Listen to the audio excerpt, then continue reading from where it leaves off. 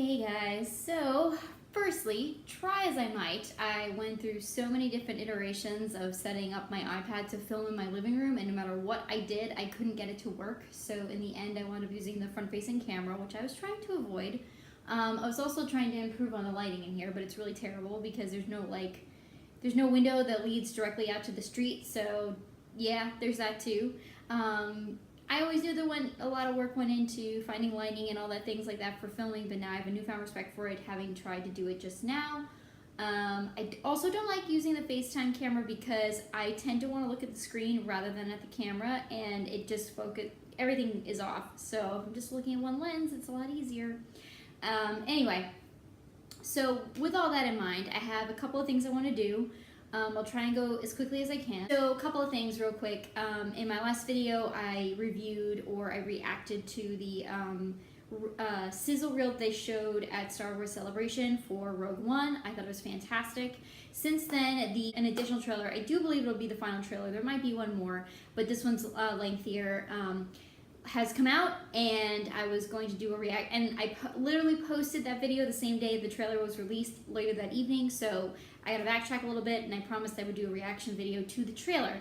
That being said, another international trailer was then dropped, so I'm going to try and do both of those trailers in one shot, review them both, because truth be told, I actually like the international trailer a teensy bit better. There's certain elements that I like from both, but I think overall I like the international trailer a little bit better. But the music, anyway, let me just get into it. I'm gonna do both trailers back to back. I'm gonna start with the international trailer. That was loud enough for right here. The world is coming undone. Imperial flags reign across the galaxy. So they're showing We have intercepted a coded Imperial transmission. It indicates that a major weapons test is imminent. So they're showing a few different shots from the regular trailer. Sent by your father. Ah, there's the key right there. What it is, and how to destroy it. This is our chance to make a real difference. So a lot of the shots are similar, familiar from the actual trailer that was released. Good. I've been recruiting for the rebellion for a long time. We destroyed our home. We fight the Empire now. Love that. I fear Blaster. all this as the Force wills it. Ah, that's my favorite new line. I love it. They grow stronger. What will you do when you catch it? Will you do if they break you? If you continue to fight,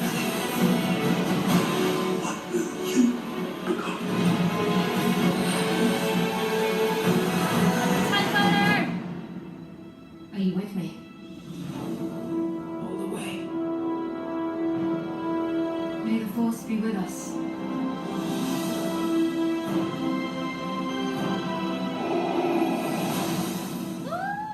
You know what? I'll just go right into the next trailer and then I'll compare and contrast. All right.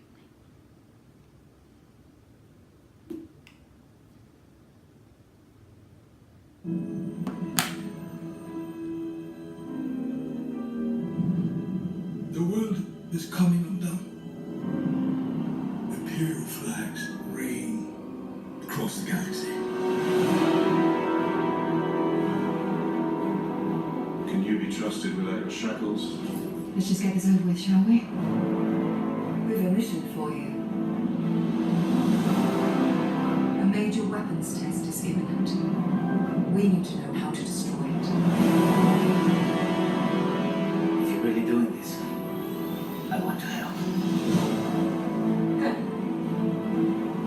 Good. I've been recruiting for the rebellion for a long time. We destroyed our home.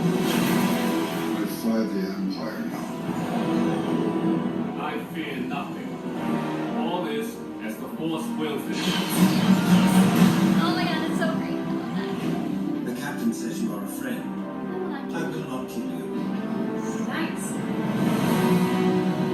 There isn't much time. It's a gorgeous shot right there. Every day they Focusing grow everything. stronger. Ooh. Mendelsohn is not like happy.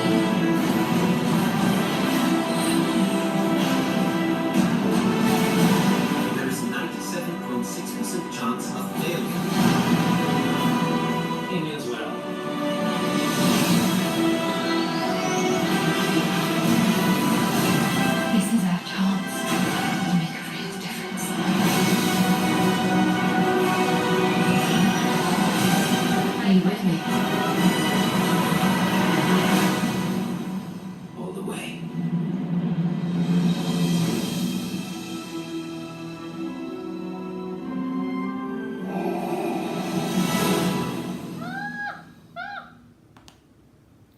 Anyway, oh my goodness.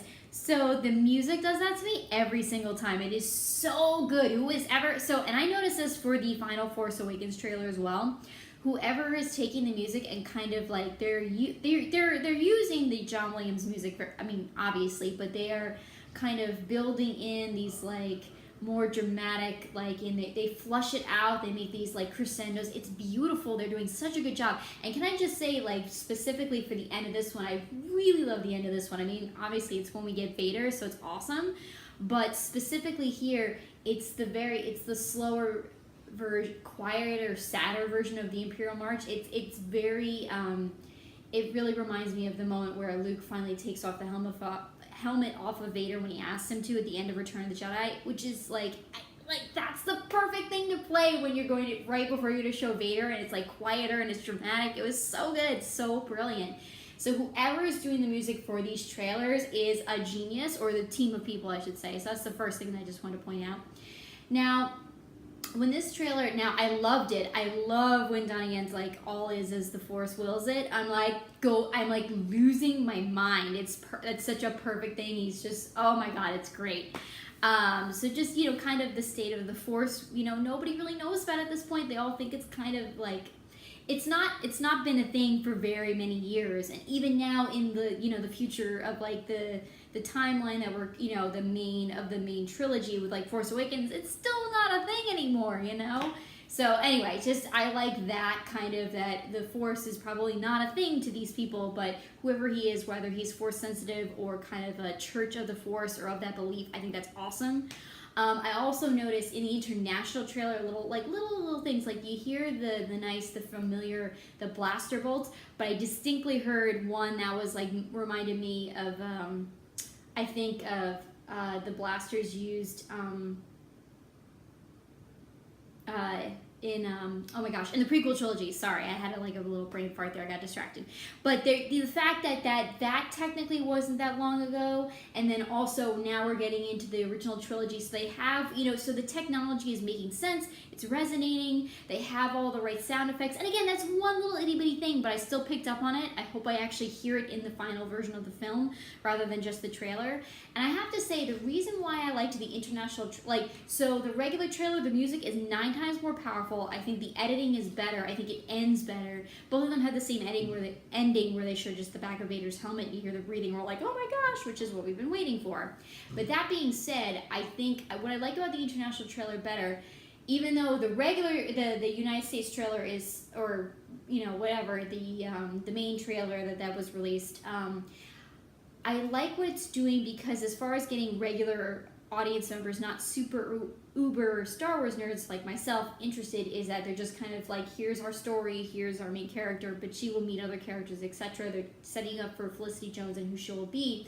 But I was kind of sitting there going, this is the thing that I didn't like is the thing that they addressed specifically in the international trailer, which is a little bit of a spoiler, but ultimately, Cassian Andor, which is Diego Luna's character, says during the international trailer, they're saying, we have a mission for you, we've intercepted something from the Empire, and he says it was sent from your father. So that in itself, whether or not, the fact that they are then bringing her in, so for whatever relationship she has with her father, whether it's estranged or not, either way, the rebellion is bringing her in because that's his daughter. She has an interest, herself specifically, it seems as though going against the Empire. But I thought that was smarter than the whole, okay, here's this a criminal and we're going to bring you in, but here we'll give you a chance to redeem yourself by going on this mission. You can right a few wrongs, you can lessen your sentence. Even though that is a storytelling trope that works,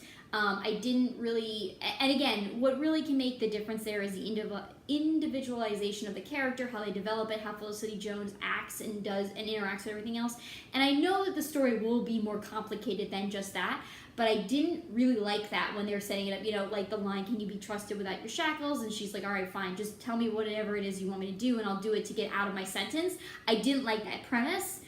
even though I knew they can make it work. But what I did like is the idea that even though that's all still true, they're specifically bringing her in because her father is somehow involved, whether or not he is loyal to the Empire or not, or suddenly not because of whatever it is he's had to develop or he's under duress, it doesn't matter. They're bringing her in because of her connection to him, and I think that's hugely smart. And however it is it plays out, family is a huge theme in the Star Wars universe, so I'm excited to see it, and I think that was much smarter. Hence why I liked that kind of reveal in the international trailer better than the regular trailer. That being said, I just wanted to quickly, also, I might have mentioned this at the beginning, but I've already forgotten because I'm scatterbrained and excited, is that specifically I'm recording this video. It's a little out of order of what I intended to have everybody see. Not a huge deal, but I have 2 other videos awaiting to be put up, so this is kind of out of order. This is, anyway, it's out of order. So I already filmed 2 other videos, but this one I wanted to go up sooner because I wanted it to be right behind the reaction video that I did previously. So there's that continuity error, if you will. I don't think anybody's going to really notice or care. That being said, anybody who's tuned in to watch so far, thank you. I don't really know how this works when it comes to stuff like this, but I see a lot of videos on YouTube, and a lot of people thank people for watching or subscribing. So if you're watching, thank you.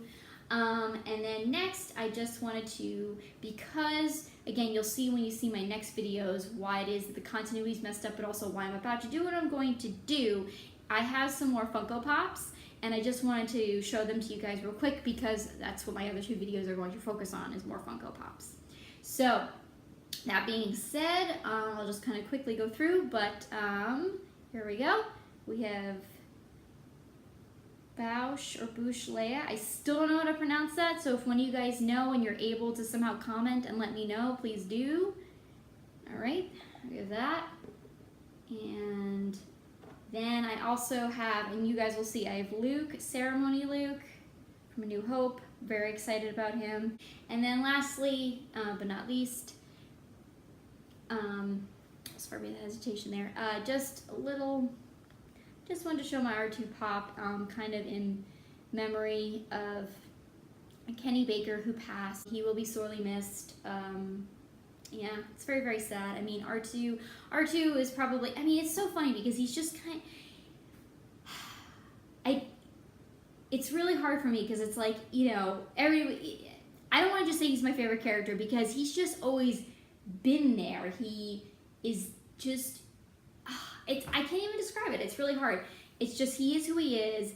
He's always been helpful. He's always the one kind of associated with the Skywalkers. And I'll never forget when I was little, and in the first movie, R2's like on his own. He's like traveling in that canyon, and the Jawa's about to zap him and take him in.